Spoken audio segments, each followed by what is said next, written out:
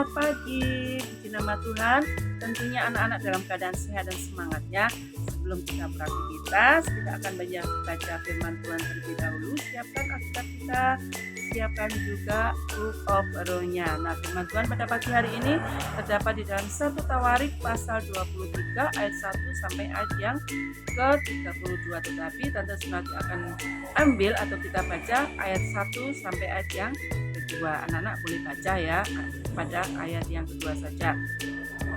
Demikian bunyi firman Tuhan. Setelah Daud menjadi tua dan lanjut umur, maka diangkatnya Salomo menjadi raja atas Israel.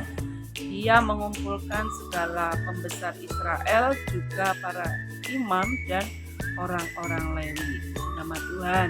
Nah, kids, pada pagi hari ini kita akan dengarkan firman Tuhan tentang di mana Daud telah mempersiapkan untuk membangun sebuah rumah ibadah.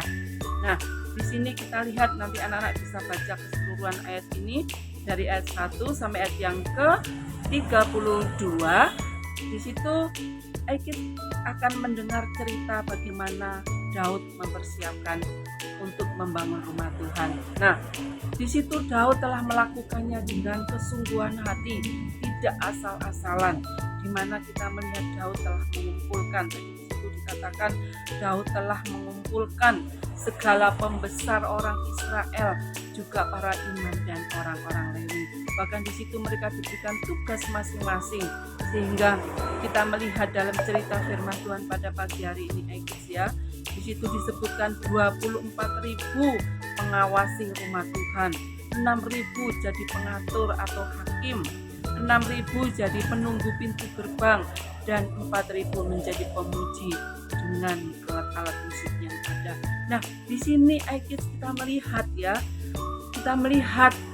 di mana kesungguhan hati Daud untuk mempersiapkan untuk mendirikan rumah ibadah. Tidak asal-asalan, tidak sembarangan, dipersiapkan dengan baik, diberikan tugas masing-masing kepada para pembesar, kepada para imam dan orang-orang Lewi. Nah, kita melihat di mana bahwa untuk mendirikan rumah ibadah itu tidak asal-asalan ya. Kita lihat pada berapa puluh tahun ya, kita melihat gereja kita dibangun ya, tidak asal-asalan bata merah itu ditumpuk dengan asal-asalan, tidak, tetapi memilih orang-orang yang terbaik bagaimana rumah ibadah itu berdiri menjadi baik.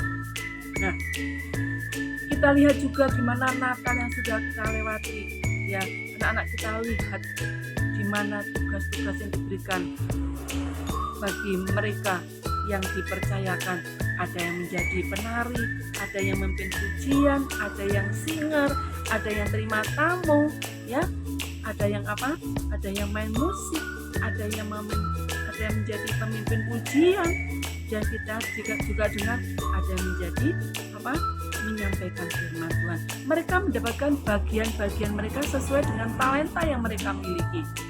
Nah, di dalam ibadah, di dalam persiapan ibadah, mereka melakukan dengan sungguh-sungguh.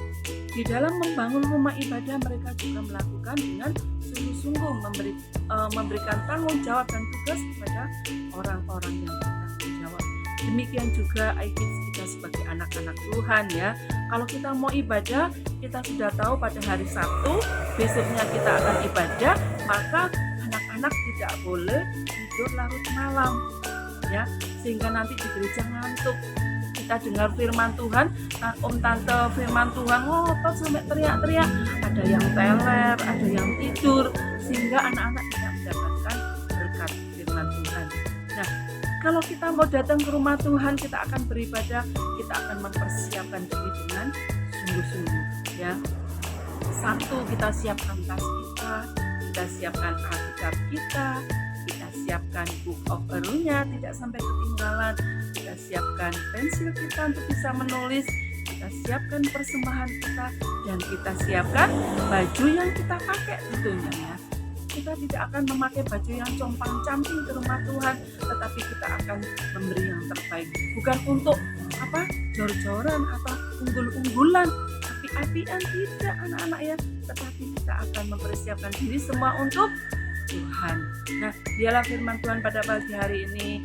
Anak-anak kita akan mengambil contoh dari kehidupan Daud. Ya, dia mendirikan rumah Tuhan tidak asal-asalan. Dia mendirikan rumah Tuhan, mempersiapkan rumah Tuhan dengan kesungguhan hati, dengan yang terbaik.